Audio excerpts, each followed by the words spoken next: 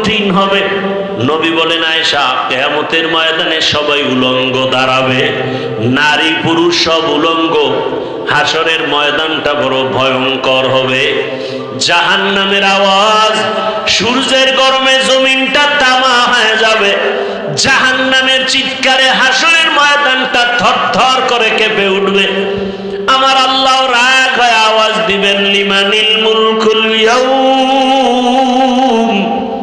আল্লাহ পাকের কুদরতি আওয়াজে হাসরের ময়দানটা কেঁপে উঠবে। নবীরা পর্যন্ত কান্না শুরু করবেন নিজেদের ফিকিরে। এমন এক অবস্থা হবে, উম্মতেরা পাগলের মতো হয়ে দাঁড়াবে, কোন নবী সুপারিশ করবে না। এক পর্যায়ে তারা আমি মুহাম্মদের তালাশ করবে, আমার কাছে না যাওয়া পর্যন্ত তাদের রাস্তা খুলবে না। হাসরের হাজারো কোটি মানুষের মাঝে আম্মাজান বলেন, নবী আপনাকে কোথায় পাবে উম্মতেরা?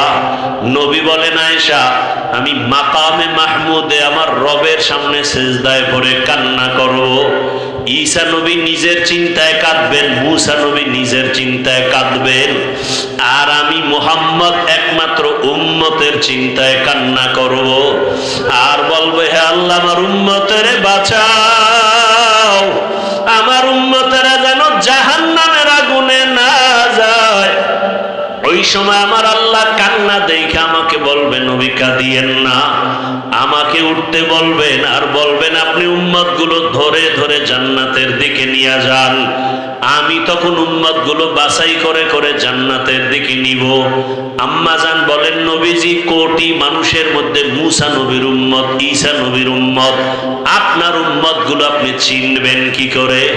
নবী বলেন, ও আয়েশা, কিয়ামতের ময়দানে আমার উম্মত যারা দুনিয়াতে 5 বেলার নামাজ আদায় করতো ওযু বানাইয়া, ওই ওযুর জায়গাগুলো নূরের আলোতে ঝলমল করতে থাকবে।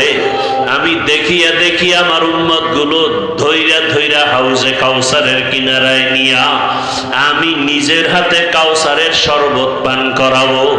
আমার উম্মতের পেয়ালা ভরে ভরে পানি দেব, উম্মতরা পিপাসা নিবারণ করবে। হঠাৎ করে পর্দা পড়ে যাবে, উম্মত এখনো বাকি। ফেরেশতা পর্দা ফালাইলা কেন?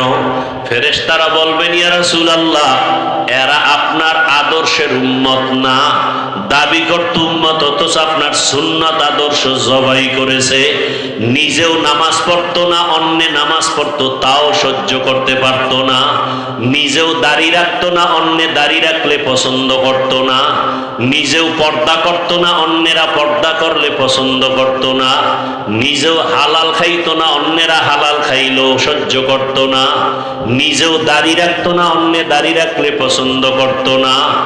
আল্লাহর নবী তখন বলবেন আয়েশাকে, নবী বলেন, আয়েশা, তখন আমি রাগ হয়ে বলবো, সোহকান সোহকা লিমান গাইয়ারা মিন বাদি, ভেগে যারে উম্মত, তোরা আমার উম্মত না, আমি তোদের নবী না। সাথে সাথে গাইবি আওয়াজ, আমার রবের পক্ষ থেকে আওয়াজ আসবে, ওদেরকে ধর, জাহান্নামের শিকল লাগাও। জাহান্নামের শিকল লাগাইয়া এরপরে জাহান্নামের দিকে নিয়ে যাবে। আমার আল্লাহ পাক রব্বুল আলামিন বলেন, জাহান্নামের দিকে নাও মাত্র চামড়াগুলো গলিয়া গলিয়া পড়বে আগুনের গরমে। ও আল্লাহর বান্দারা, চিন্তা ভাবনা করিয়া বিছানায় মাথা লাগাও। ঘুমের মধ্যে কত মানুষ মরিয়া যায়। ওই যে মাইলস্টোন স্কুলের খবর কি ভুলে গেছো রে বাবা? দেখো না ভিডিওর মধ্যে মা বাচ্চাকে ধইরা কাঁদতেছে, কিন্তু বাচ্চা আগুনে চামড়া জামার সাথে মিলে গেছে। কত সন্তান আগুনে পুইরা নিজে হাইটা আইসা গাড়ির মধ্যে উঠা হসপিটালে গেছে। মাকে বলে, আব্বু, আমি বোধহয় বাঁচবো, কারণ আমি অনেক বন্ধুদের উপকার করেছি, কিন্তু শেষ পর্যন্ত চলিয়া গেল। আবার এক বাচ্চা কাঁদে, আমার মা মরে গেছে, আমি কাকে মা ভুলে ডাক দিব? ওই আগুনে যখন পুড়িয়ে গেছে, কেমন জানি ওদের অন্তরে করতেছিল। তাকায় দেখতেছে আগুনে চেহারাটা পুড়িয়া যায়, তাকায় তাকায় দেখছে আগুনে পা পুড়িয়া যায়, হাত পুড়িয়া যায়। ও আল্লাহর বান্দার, এই আগুন থেকে আরো কত পাওয়ার আগুন হবে, জাহান্নামের আগুন। যদি আল্লাহর কোরআন সত্য মনে করো, এখনো তওবার দরজা খোলা, তওবা করো। মনে মনে আল্লাহকে ডাকো আর বলো, হে মালিক, আমার মতো যুবক যদি নামাজ পড়ে, স্কুলে পড়ে, আমি কেন পারবো না? চাকরি করে, ব্যবসা করে, নামাজ পড়ে, আমি কেন পারবো না? পর্দার আড়ালের মা বোনেরা, আপনার মতো কত মা বোন এখনো পর্দা করে, নামাজ পড়ে, মোবাইলে সময় নষ্ট করে না, আপনারা কেন পারবেন না? আল্লাহর কাছে খাঁটি অন্তরে তওবা করেন, মনে মনে আল্লাহকে বলেন, আল্লাহ, মরিয়া গেল আর বেপরদায় চলবো না, স্বামীর মাল নষ্ট করব না, সন্তানটাকে আদর্শ সন্তান বানাবো। ও আমার যুবক বাবারা, তওবা করো, আল্লাহকে মনে মনে বলো, হে আল্লাহ, জীবনে কত দাড়ি কাটলাম, নামাজ ছাড়লাম, বেপরদায় চললাম, কত মানুষের ক্ষতি করলাম, আর নামাজ ছাড়বো না, স্কুলে পড়ি, চাকরি করি, আর বেপরদায় চলবো না, মা বাবাকে কষ্ট দিব না, ওলামায়ে কেরামের অন্তরে কষ্ট দিব না, শিক্ষকের দোয়া নিয়ে নবীর আদর্শ মতো চলবো।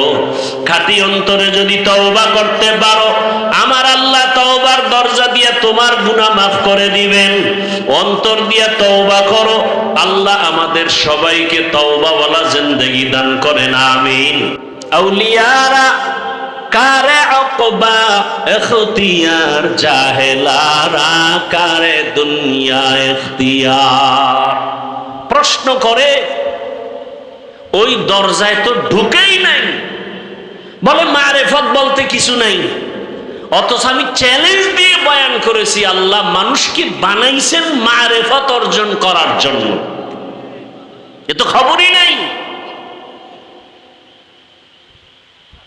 ওমা খালাকতুল জিন্না ওয়াল ইনসা ইল্লা, উলামায়ে কেরাম তালিবুল ইলম লিয়াবুদুনের ব্যাখ্যায় অধিকাংশ মুফাসসিরিনে কেরাম লিখেছেন, আয় লিয়ারিফুন, আরাফা ইয়ারিফু থেকে মারেফত, মারেফত মানে পরিচয় লাভ করা। কার পরিচয়?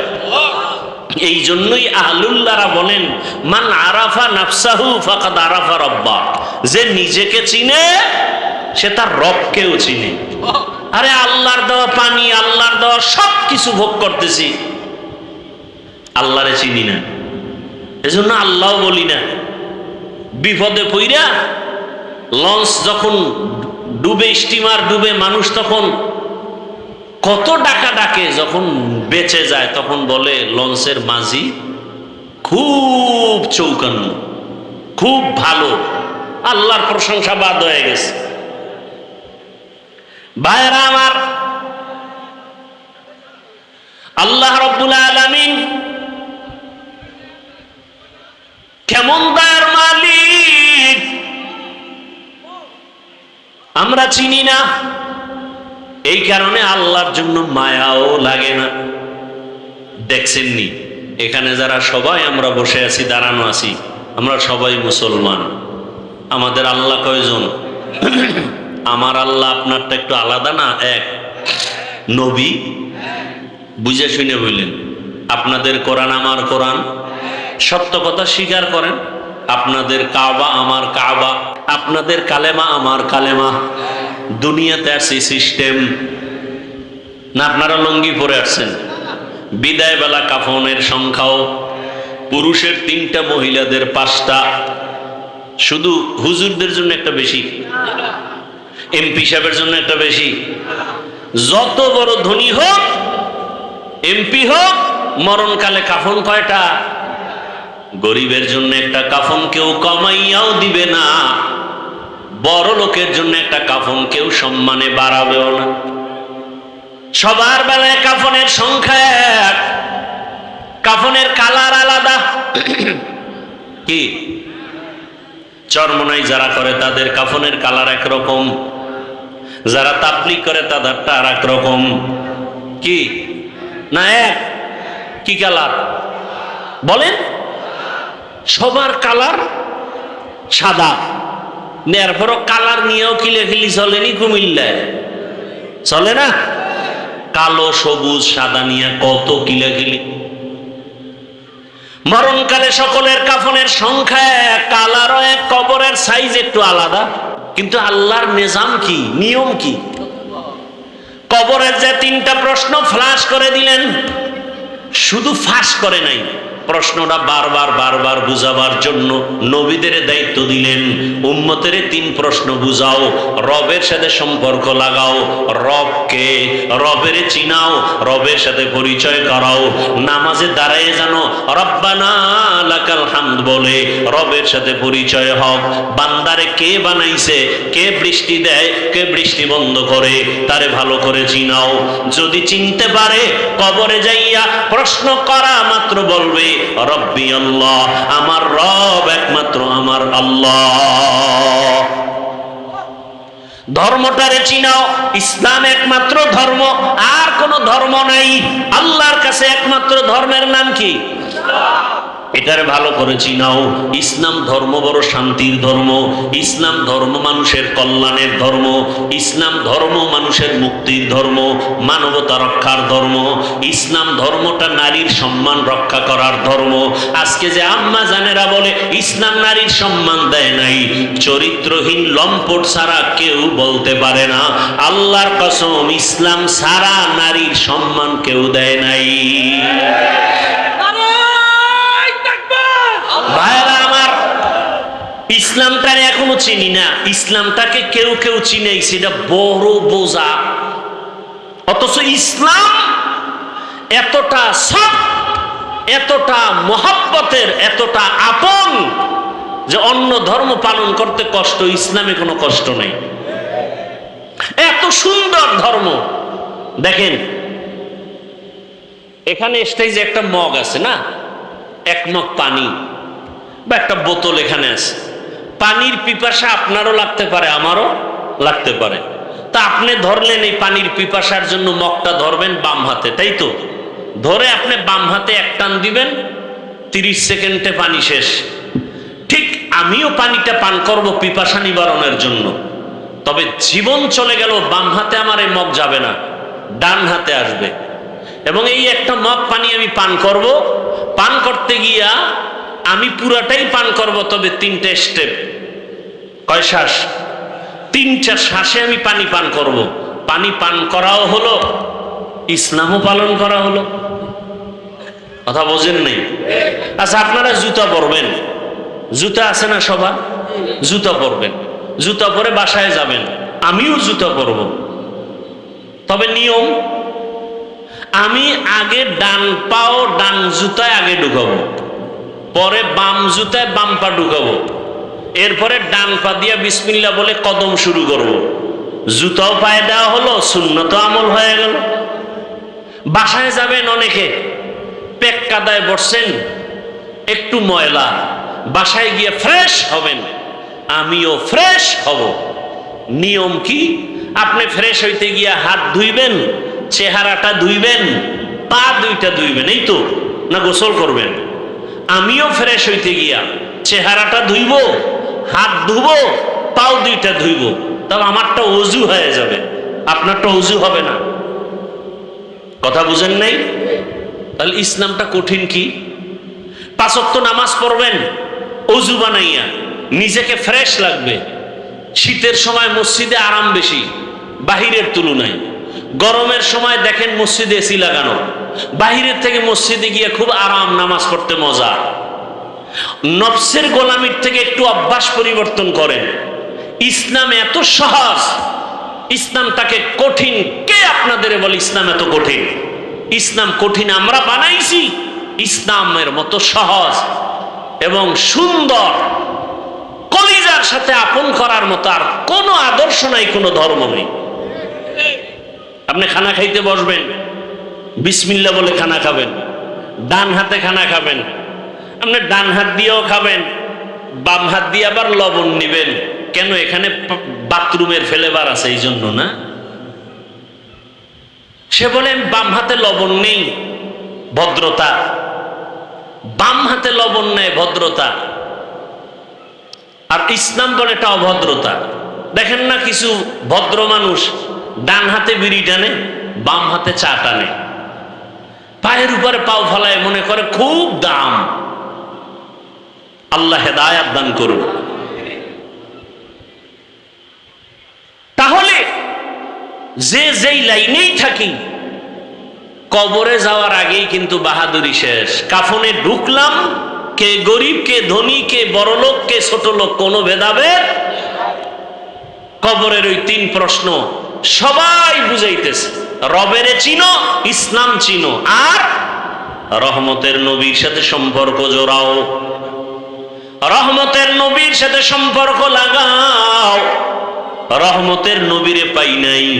আল্লামা জালালউদ্দিন রুমি রহমাতুল্লাহ আলাইহি জগৎ বিখ্যাত একজন বড় আলেম, এত বড় আলেম, তিনি ঘটনা লিখছেন।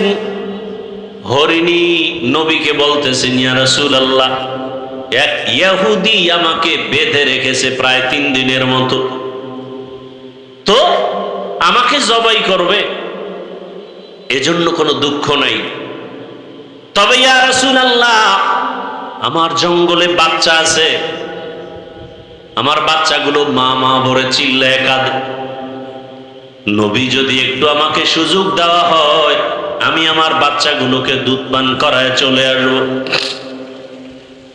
রহমতের নবী আমার চিন্তায় পড়ে গেলেন, হরিণীকে যদি আমি ছেড়ে দেই আমার তো কোনো সুযোগ নাই, মালিক ইহুদি, তার থেকে অনুমতি নিতে হবে, তাহলে ইহুদির বাড়ি যাব। আমি রহমতের নবী, ইহুদির বাড়ি কেমনে যাই? আল্লাহর হুকুম, রহমতের নবী ইহুদির বাড়ির দরওয়াজায় দাঁড়াইয়া ডাক দিয়ে বলে, ইহুদি ভাই, কে তুমি? বলে, আমি আব্দুল্লাহর সন্তান মুহাম্মদ সাল্লাল্লাহু আলাইহি ওয়াসাল্লাম। কেন আসছো? বলে, জঙ্গলের কিনারায় হরিণী বাঁধা, একটু যদি ছেড়ে দাও বাচ্চাকে দুগ্ধ পান করায় আবার চলে আসবে। ইহুদি কয়, আব্দুল্লাহর ছেলে মুহাম্মদ রে সবাই পাগল বলে, আসলেই তুমি পাগল, কারণ বাচ্চাটা হরিণী ছেড়ে দিব, বাচ্চাকে দুধ পান করায় আসবে, এটা কেমন কথা? রহমতের নবী বলেন, ইহুদি ভাই, যদি ফেরত না আসে হরিণী, তুমি যেই ছুরিটা নিয়া হরিণীটাকে জবাই করবা, ওই ছুরি নিয়ে দাঁড়াও, আমি গাছের গোড়ায় দাঁড়িয়ে আছি, টাইম মতো যদি হরিণী না আসে ওই ছুরিটা আমি মুহাম্মদের গলায় লাগায় দিই। কেমন রহমতের নবী আমার! একটা হরিণীর জন্য কি মায়া রহমতের নবীর অন্তরে। রহমতের নবী কাউকে বেতের বাড়ি দিতে হয় নাই, 13 বছরের মেহনতে বড় বড় বেঈমান কালেমার পতাকা তলে আসছে, এমন ভাবে আসছে আল্লাহ নিজে জান্নাতের টিকিট পাঠায় দিয়েছেন দুনিয়াতে জিন্দা হালাতে। কয়জনের নামে? 10 জন সাহাবা। এর মধ্যে প্রথম কে বলেন না কেন? আবু বকর। দ্বিতীয় কে? ওমর। এক একজনের ঘটনা যদি বলতে থাকি, কে আবু বকর, কে সে ওমর? সমস্ত নবী রাসূল আমার আল্লাহ তাআলার আশিক, আর একমাত্র আমার আল্লাহ হলেন রহমতের নবী মুহাম্মদের আশিক। সব নবী রাসূল কার আশিক? আল্লাহ কার আশিক? মুহাম্মদের আশিক। ঠিক তেমনি ভাবে সমস্ত সাহাবা রাসূলের আশিক, একমাত্র রাসূল শুধু ওমরের আশিক। সুবহানাল্লাহ। না, রাসূল কার আশিক? ওমরের। ওমরের জন্য নবীর চোখে পানি। হে মালিক, তুমি ইসলামের জন্য ওমরকে কবুল করে নাও। আল্লাহ এমন ভাবে কবুল করেছেন, 27 বছর মাত্র বয়স ওমরের, তরবারি নিয়ে দৌড়ায় নবীকে জবাই করবে। কত বছর বয়স? জবাই করতে আসিয়া তরবারিটা ফালাইয়া এমন ভাবে নবীর কদমে আসলো, কালেমা রশি লাগাইয়া রহমতের নবীর হাতের সাথে হাত লাগাইয়া এমন একটা পাওয়ার ওমরের মধ্যে এসে গেল। এখন ওমর যেই রাস্তা দিয়ে চলে শয়তান ওই রাস্তায় চলে না। ওই ওমরের আল্লাহ এমন পাওয়ার দিছে যে এখনো ওমরের নাম শুনলে কেমন জানি একটু ভয় ভয় লাগে। হ্যাঁ যুবক, পারলে আমল করিস, আকাম করবি তো আমল দিয়া লাভ কি? এখনো যদি কেউ ঘুমের বিছানায় গিয়া ডান হাতের শাহাদাত আঙ্গুল দিয়া বুকের উপরে লেখে আইন মিমরা ওমর, যতদিন লিখে ঘুমাবে ওর স্বপ্ন দোষ হবে না। তুই যদি আকাম করতে করতে ঘুমাও মোবাইলে, তো দুনিয়ার সব দোষ তো তোর হয়ে জাগাত মরা উচিত। মোহাম্মদের উম্মত হওয়ার কারণে বেঁচে গেলি, কিন্তু চিনলি না সে মোহাম্মদকে। এমন এতিম নবী আমার,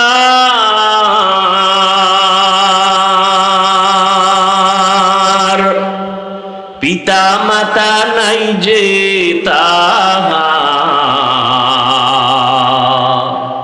তারপরেও কত মারা মারলো তাকে দুশ্মনে, নবী বিনে কে ধরাবে পুলসিরাত মিজানে, নবী বিনে কে ধরাবে পুলসিরাত মিজানে। রহমতের নবী আমার ইহুদি যখন বলল ছুরিটা আমার গলায় লাগাইও, ইহুদি কয় মুহাম্মদ তোমাকে মারার জন্য কত অপকৌশল অবলম্বন করা হয়, পারা যায় না। সুযোগ যখন তুমি দিয়েছো হাত ছাড়া করা যাবে না। হেফাজতের মালিককে। রহমতের নবীকে যখন রশিটা খুলে দেয়, রহমতের নবী হরিণী রশি দইরা ইশারায় বলে, হরিণী দেখছনি ইহুদির হাতে ছুরি, সময়ের মধ্যে যদি এসে হাজির না হও ওই ছুরিটা আমি মুহাম্মদের গলায় লাগবে। হরিণী একটা দৌড় দিয়া জঙ্গলে চলে গেল, বাচ্চাদের ডাকছে আসো। কণ্ঠ পায় বাচ্চাগুলো জঙ্গলের ভেতর থেকে দৌড়ায়। আল্লামা জালালউদ্দিন রুমি রহমাতুল্লাহ আলাইহি তিনি ঘটনা লিখেন মাআরিফে মাসনবীর ভেতরে। যখন মা একটা চিৎকার দিছে, বাচ্চাগুলো আইসা মায়ের কাছে মাথা নত করে চোখের পানি ছেড়ে বলে, মা তুমি এতদিন আসো নাই, মা মা করে চিল্লাইলাম, এখন তুমি হঠাৎ করে আসলা, তার কারণটা কি, কেমনে আসছো? হরিণীও চোখের পানি ছেড়ে বলে, ও সন্তানেরা কথা বলার সময় নাই, আমাকে ইহুদি বেঁধেছে, রহমতের নবী রাস্তা দিয়ে চলতেছিলেন, আমি দেখা অনুরোধের কারণে নবী ছাড়ছে, কিন্তু কথা বলা যাবে না। ইহুদি রশি নিয়ে দাঁড়ানো, ছুরি নিয়ে দাঁড়ানো, সময়ের মধ্যে যদি আমি হাজির হতে না পারি, ইহুদি ছুরিটা আমার গলায় না লাগাইয়া রহমতের নবীর গলায় লাগাই দিবে। বাচ্চাগুলো চিল্লায় কয়, মা যে এত দয়া তোমাকে করছে তারে একটা নজর না দেখা দুধ আমরা কোনোদিন পান করব না, চলো তারে একটা নজর দেখবো কেমন মায়ার নবী। হরিণীও দৌড়ায়, বাচ্চাগুলো দৌড়ায়, আমার নবীকে দেখবেন কেমন মায়ার নবী আমার। হরিণী যার দ্বারা এত উপকৃত হলো, বাচ্চাগুলো আইসা নবীর সামনে সময়ের আগে হাজির, হরিণীও হাজির, মাথা নত করে সালাম দিল। হরিণী মাথা নাড়ায় নাড়ায় কি যেন নবীকে বলতেছে, নবী শুনতেছেন, নবীর চোখ দিয়া পানি আসছে। ইহুদি তাকায় তাকায় দেখতেছে, ডাক দিয়া কয়, আব্দুল্লাহর সন্তান, ওই হরিণীটা কি যেন বলে বুঝলাম না। রহমতের নবী বলে, ও ইহুদি ভাই, এই বাচ্চাগুলো কয়েকদিন পর্যন্ত খানা পায় না, মা মা বলে চিল্লাইয়া ক্ষুধার যন্ত্রণায় তারা বেহুশ, আজকে মাকে পাইয়াও দুধ পান করে নাই। যখন আমার কথা শুনছে বাচ্চাগুলো রেডি হয়ে গেছে, আমাকে একটা নজর না দেখে মায়ের ওলানে মুখ লাগায় দুধ পান করবে না। ইহুদি কথা শুই না তরবারিটা ফালাইয়া ডাক দিয়ে কয়, রে আব্দুল্লাহর সন্তান, এতদিন আমাদেরকে ভুল বলা হইতো, আজকে হরিণী যদি তোমাকে চিনে আমি মানুষ হয়ে কেন চিনতে পারি নাই? আমাকে তুমি মাফ করে দাও, বেয়াদবি করে ফেলেছি, আমাকে তুমি কালেমার রশিদ লাগাইয়া দাও। মায়ার নবীর ব্যবহার, মায়ার নবীর আচরণ আর আদর্শ। ও আমার কুমিল্লার মুসলমান, আমার যুবক, আমি তোমাকে এতক্ষণ যত বয়ান করছি একবারও কিন্তু বলি নাই আমার মতো দাড়ি টুপি আর পাগড়ি লাগাইয়া স্কুল ছাড়িয়া মাদ্রাসায় যায় হুজুর হও। আমি একবারও বলি নাই রে বাবা, বরং আমি বারবার সারা দেশে বলি, আজও বলি, ও বাবা তুমি স্কুলে পড়ো, কলেজে পড়ো, চাকরি করো, ব্যবসা করো, কোনো বাধা নাই রে বাবা।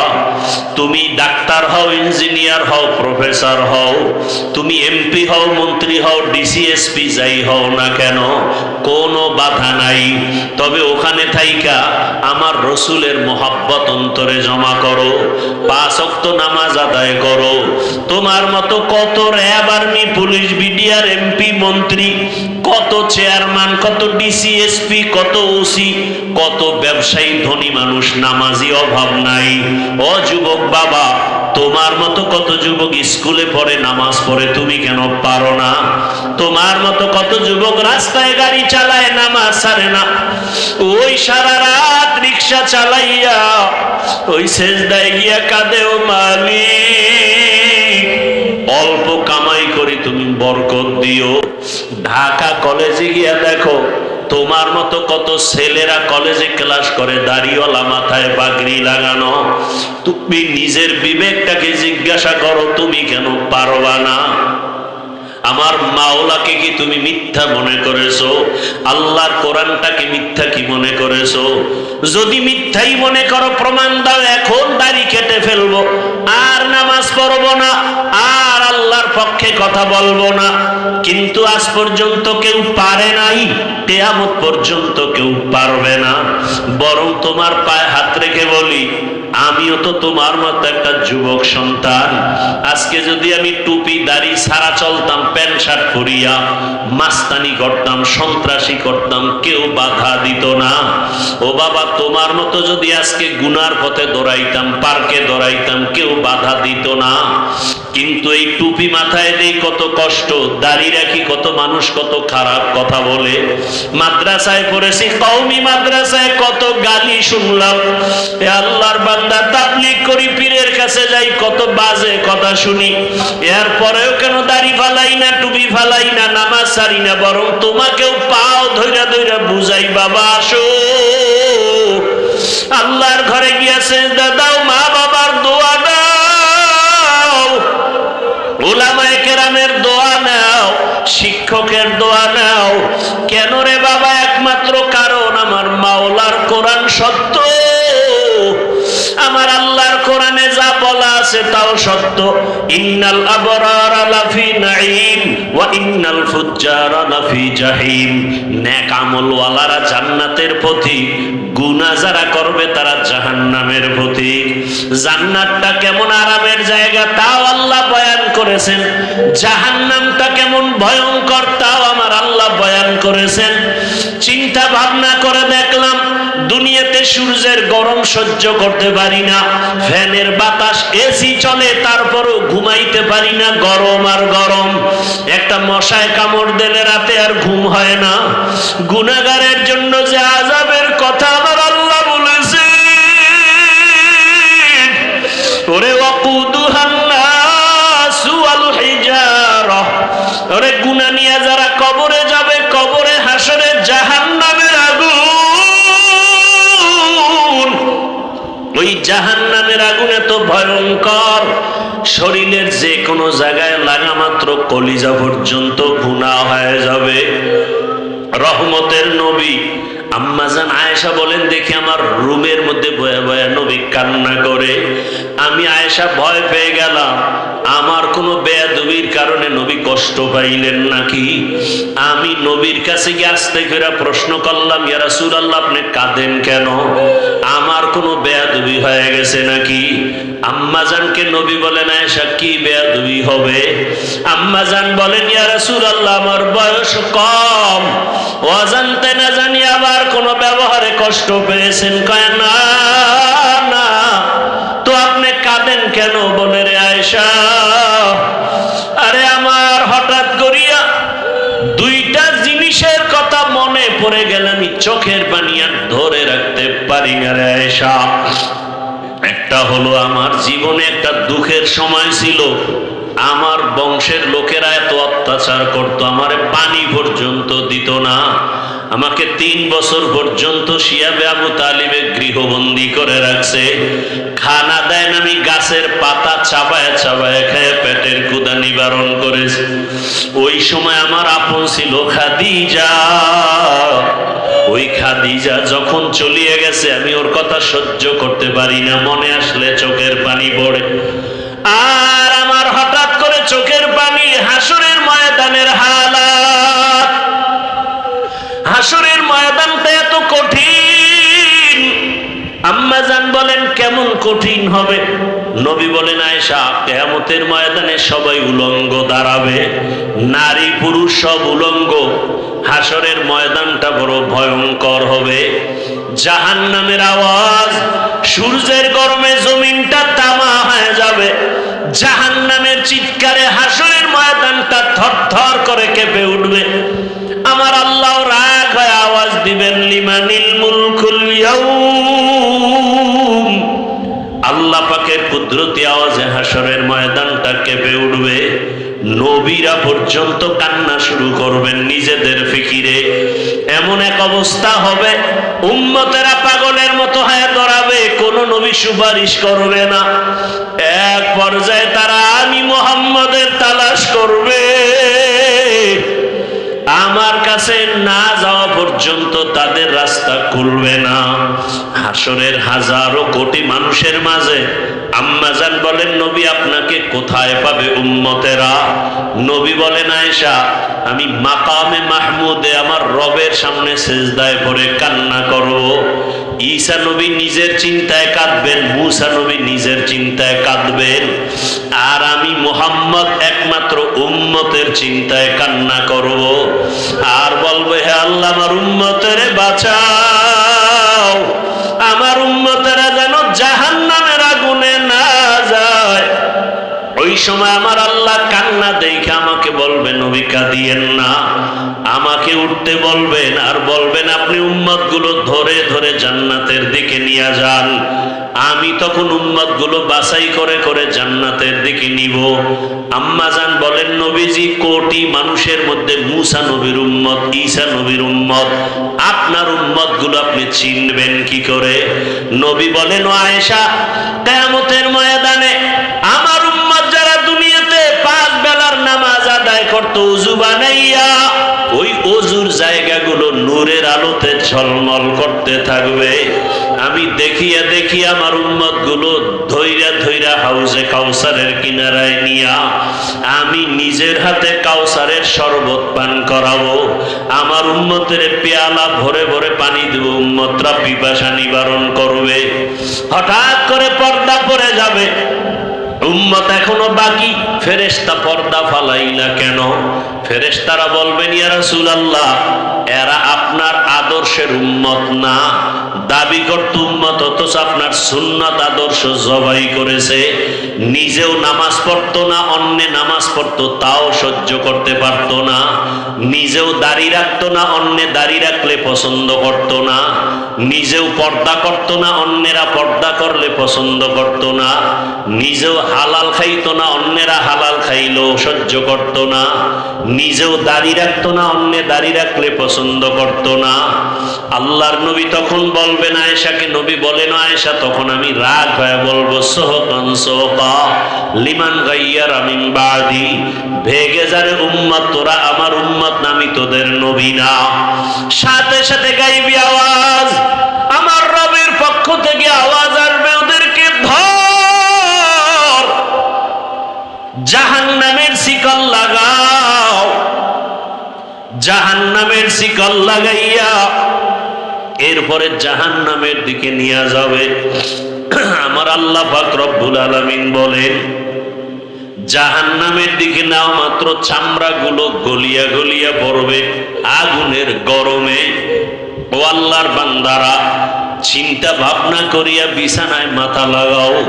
ঘুমের মধ্যে কত মানুষ মরিয়া যায়। ওই যে মাইলস্টোন স্কুলের খবর কি ভুলে গেছো রে বাবা? দেখো না ভিডিওর মধ্যে মা বাচ্চাকে ধইরা কাঁদতেছে, কিন্তু বাচ্চা আগুনে চামড়া জামার সাথে মিলে গেছে। কত সন্তান আগুনে পইরা নিজে হাইটা আইসা গাড়ির মধ্যে উঠা হসপিটালে গেছে। মাকে বলে, আব্বু আমি বোধহয় বাঁচবো, কারণ আমি অনেক বন্ধুদের উপকার করেছি, কিন্তু শেষ পর্যন্ত চলিয়া গেল। আবার এক বাচ্চা কাঁদে, আমার মা মরে গেছে, আমি কাকে মা ভুলে ডাক দিব? ওই আগুনে যখন পুড়িয়ে গেছে, কেমন জানি ওদের অন্তরে করতেছিল। তাকায় দেখতেছে আগুনে চেহারাটা পুড়িয়া যায়, তাকায় তাকায় দেখছে আগুনে পা পুড়িয়া যায়, হাত পুড়িয়া যায়। ও আল্লাহর বান্দার, এই আগুন থেকে আরো কত পাওয়ার আগুন হবে, জাহান্নামের আগুন। যদি আল্লাহর কোরআন সত্য মনে করো, এখনো তওবার দরজা খোলা, তওবা করো। মনে মনে আল্লাহকে ডাকো আর বলো, হে মালিক, আমার মতো যুবক যদি নামাজ পড়ে, স্কুলে পড়ে, আমি কেন পারবো না? চাকরি করে, ব্যবসা করে, নামাজ পড়ে, আমি কেন পারবো না? পর্দার আড়ালের মা বোনেরা, আপনার মতো কত মা বোন এখনো পর্দা করে, নামাজ পড়ে, মোবাইলে সময় নষ্ট করে না, আপনারা কেন পারবেন না? আল্লাহর কাছে খাঁটি অন্তরে তওবা করেন, মনে মনে আল্লাহকে বলেন, আল্লাহ মরিয়া গেল আর বেপরদায় চলবো না, স্বামীর মাল নষ্ট করব না, সন্তানটাকে আদর্শ সন্তান বানাবো। ও আমার যুবক বাবারা, তওবা করো, আল্লাহকে মনে মনে বলো, হে আল্লাহ, জীবনে কত দাড়ি কাটলাম, নামাজ ছাড়লাম, বেপরদায় চললাম, কত মানুষের ক্ষতি করলাম, আর নামাজ ছাড়বো না, স্কুলে পড়ি, চাকরি করি, আর বেপরদায় চলবো না, মা বাবাকে কষ্ট দিব না, ওলামায়ে কেরামের অন্তরে কষ্ট দিব না, শিক্ষকের দোয়া নিয়ে নবীর আদর্শ মতো চলবো। খাঁটি অন্তরে যদি তওবা করতে পারো, আমার আল্লাহ তওবার দরজা দিয়ে তোমার গুনাহ মাফ করে দিবেন। অন্তর দিয়ে তওবা করো, আল্লাহ আমাদের সবাইকে তওবাওয়ালা জিন্দেগি দান করেন, আমিন। আলহামদুলিল্লাহি রাব্বিল আলামিন।